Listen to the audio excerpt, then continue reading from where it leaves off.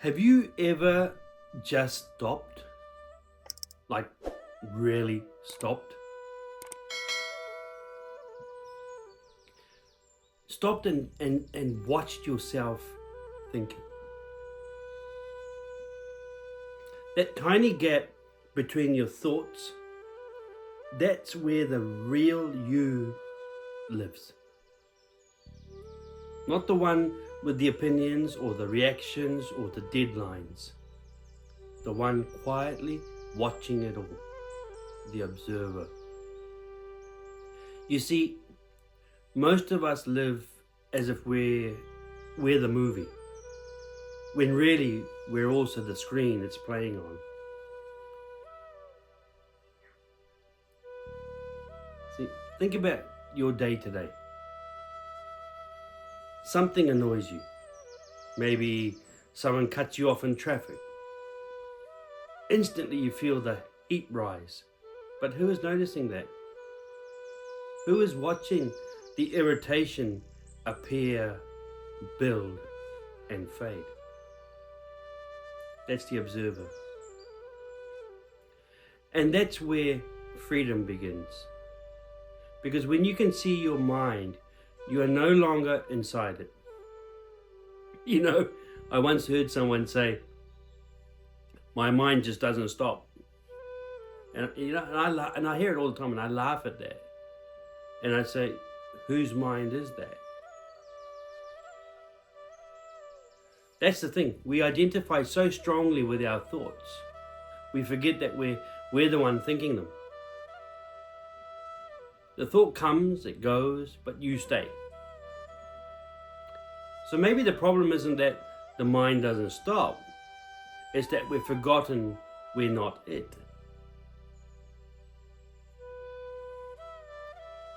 Observation is the purest form of intelligence, people. Not reaction, not analysis, just seeing. And when a flower blooms, it doesn't need your opinion. When the rain falls, it doesn't need your approval. But the mind? Oh, it loves to judge. It wants to label and fix and control everything. The observer doesn't interfere. It just witnesses, silently, compassionately, like the sky watching the clouds drift by.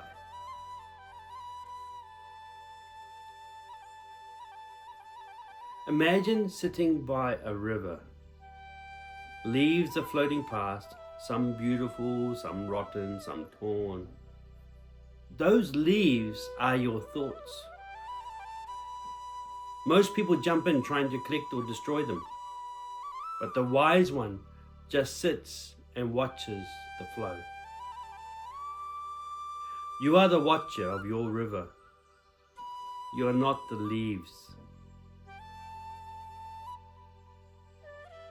And when we live without awareness, life feels heavy. Everything becomes personal. But the moment you become the observer, even pain becomes an experience. Rather than a punishment, an experience.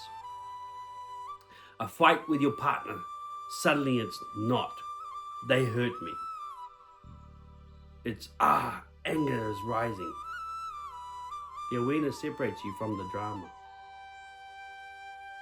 And that tiny separation is what we call peace. There's a saying from the Upanishads. Two birds sit on the same tree. One eats the fruit, the other simply watches. Both birds are you. One is the doer, constantly acting, wanting, worrying. The other is the observer, silent, eternal, untouched. And when you forget you're the watcher, you get lost in the eating bird's hunger. Life becomes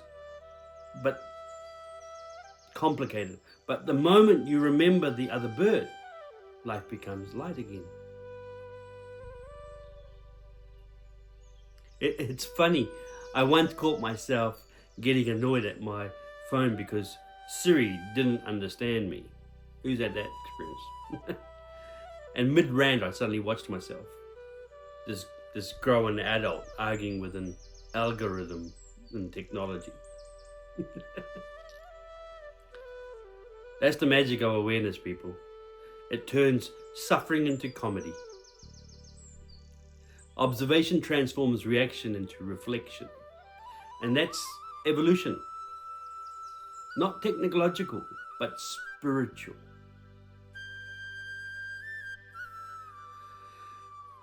Observation isn't escape. It's not about suppressing emotions or avoiding life. It's about seeing life so clearly that you stop getting entangled in it all. The observer doesn't say, I'm sad. It says, sadness is passing through me. See the difference.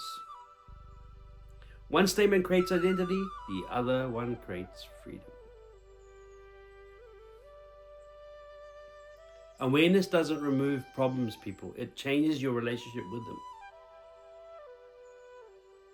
You still play your roles, your parent, your friend, professional, but now you play them consciously. You're no longer the puppet of every passing thought. You still get angry, yes, of course, but you see anger coming and going. You still get anxious, but you observe the mind spinning and it slows. This is mastery, not control over life, but clarity within it.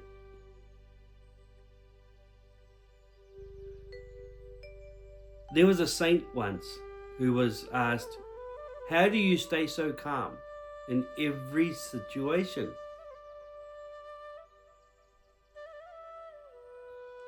The saint smiled back and said, because I watch my anger more carefully than you watch your television.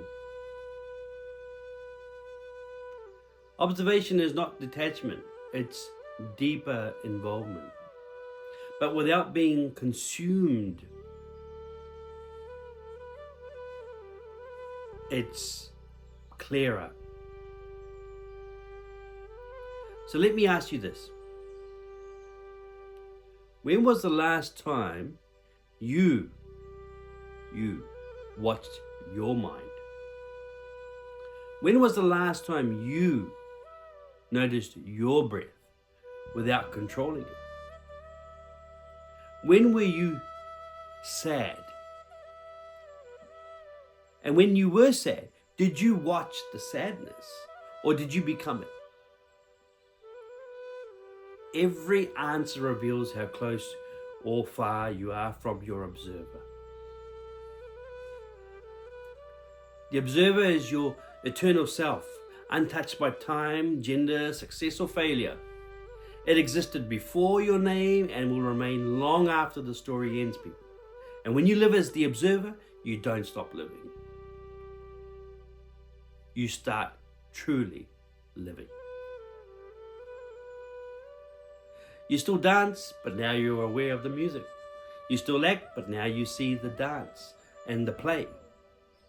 And suddenly, life doesn't need to be perfect to be peaceful.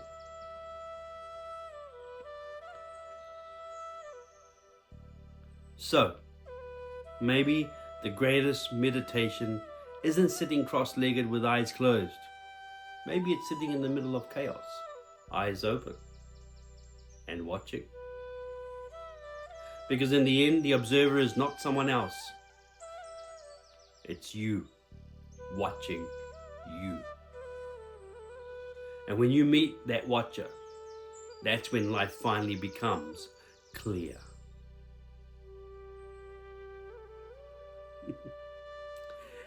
In the next part, we'll explore something even more intriguing. How this observer plays with movement and stillness. Because once you start observing, the dance of life looks entirely different, people. Stay with me.